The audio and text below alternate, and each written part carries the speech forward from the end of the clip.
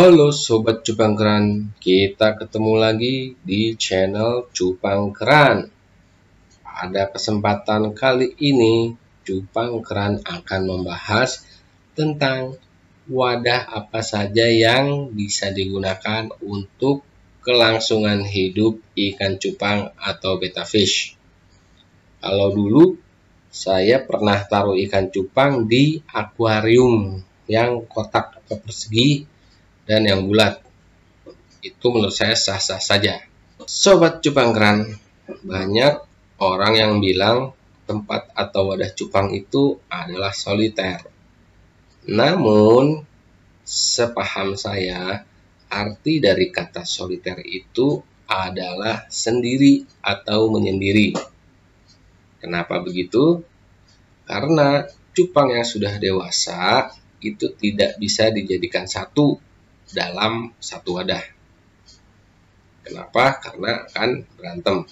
Sebenarnya itu arti dari soliter, yaitu sendiri atau menyendiri. Karena cupang itu adalah makhluk yang teritorial atau memiliki hak wilayah. Jadi si cupang ini merasa kalau ditaruh di dalam satu wadah itu sudah merasa wilayahnya. Dan jika kita masukkan cupang lainnya, apa yang akan terjadi? Ini yang akan terjadi, sobat.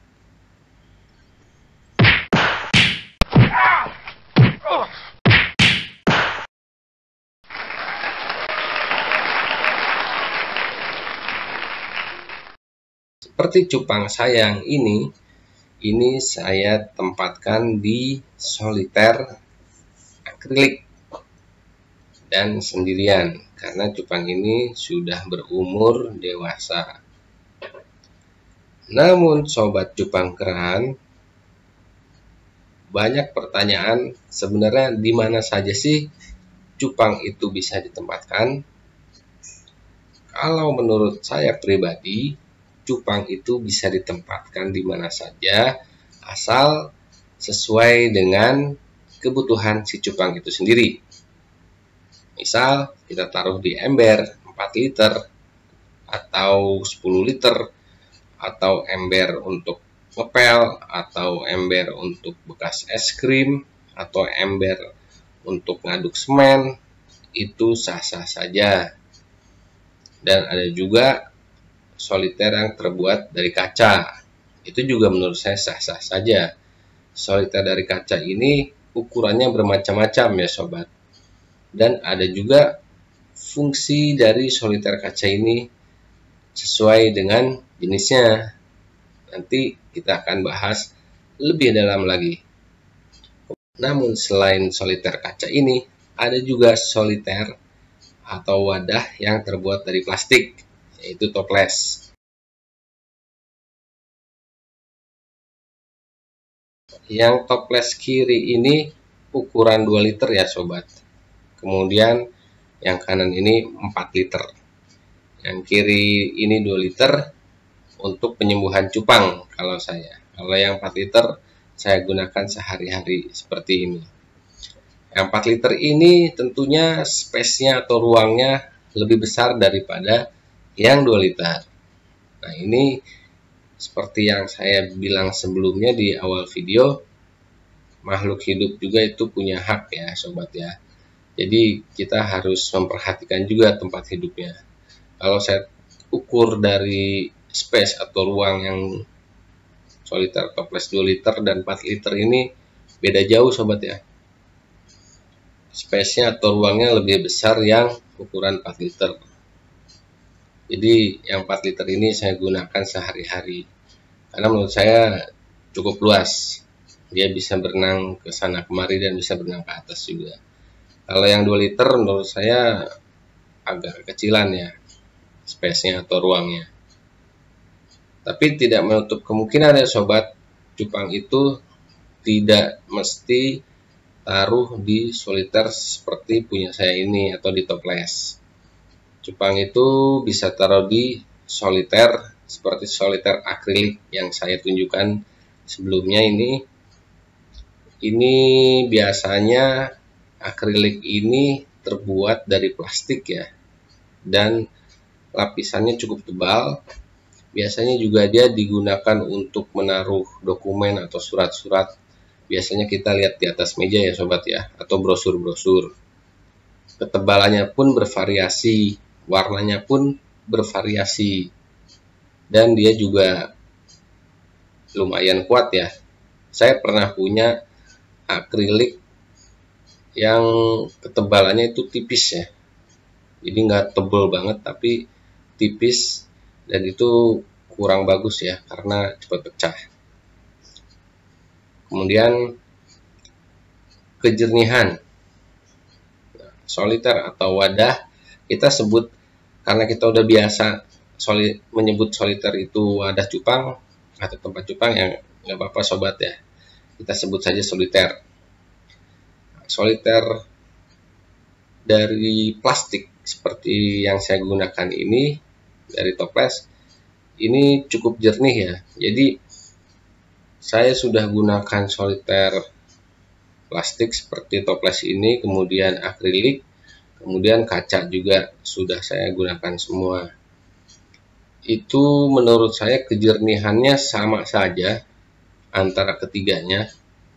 Yang paling penting kalau ingin soliter kita bersih atau jernih, itu kita pada saat ganti air untuk si cupang ini, kita bersihkan dengan sabut ya, dan dikasih sabun cuci piring sedikit.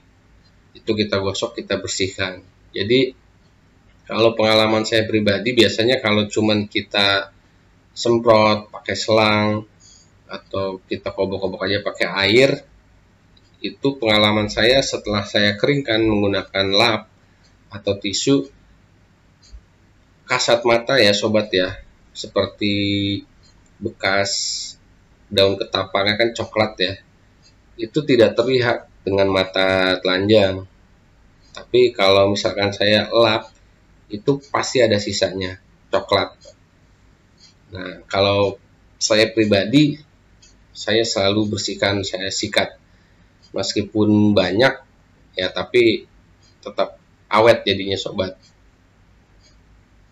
Nah, ini tetap jernih, ini sudah saya gunakan kurang lebih hampir 1 tahun ya. Dan memang kalau terlalu banyak soliternya capek juga, tapi kita shift-shiftkan saja membersihkannya. Nah, yang 2 liter ini sobat, saya gunakan untuk penyembuhan cupang, baik cupang yang terkena penyakit atau yang stres. Jadi 2 liter ini nanti setelah cupangnya sembuh akan saya pindahkan ke soliter yang 4 liter. Dan ini saya isi dengan air garam secukupnya, garam akuarium, kemudian obat biru, dan air dari rendaman daun ketapang. Saya tidak gunakan daun ketapangnya karena biasanya kalau saya masukkan itu suka ada minyaknya ya, atau getahnya. Nah, selain itu sobat, saya juga pernah menggunakan ember es krim ukuran 3 atau 4 liter, saya sudah lupa.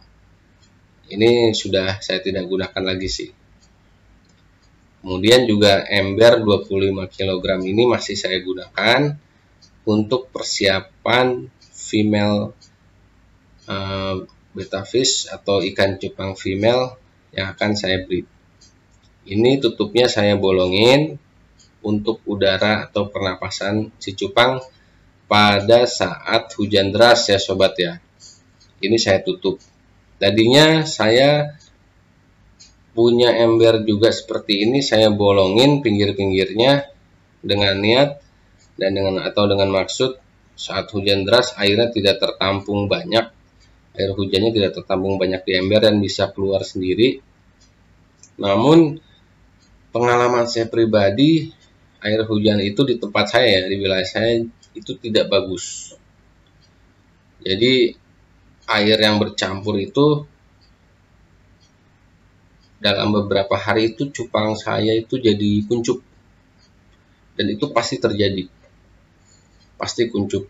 Saya dulu ada ember seperti ini, saya gunakan ada sekitar 12 ember ya untuk persiapan breeding, dan waktu itu masih saya bolongin pinggirnya. Waktu hujan juga saya biarkan karena sudah saya bolongin pinggirnya, namun beberapa cupang saya hampir semuanya itu jadi kuncup dan ada yang siripnya atau dorsalnya atau ekornya itu jadi rusak ya. Nah, kemudian saya juga pernah pelihara cupang di akuarium dan itu baik-baik saja sih. Jadi mungkin itu dulu bahasan singkat kita tentang wadah cupang. Menurut saya bebas-bebas saja, sah-sah saja, asal tempatnya atau wadahnya memenuhi syarat untuk kelangsungan hidup si cupang itu sendiri. Nah, jangan lupa untuk subscribe ya Sobat Cupang Keran. Kita ketemu lagi di lain kesempatan.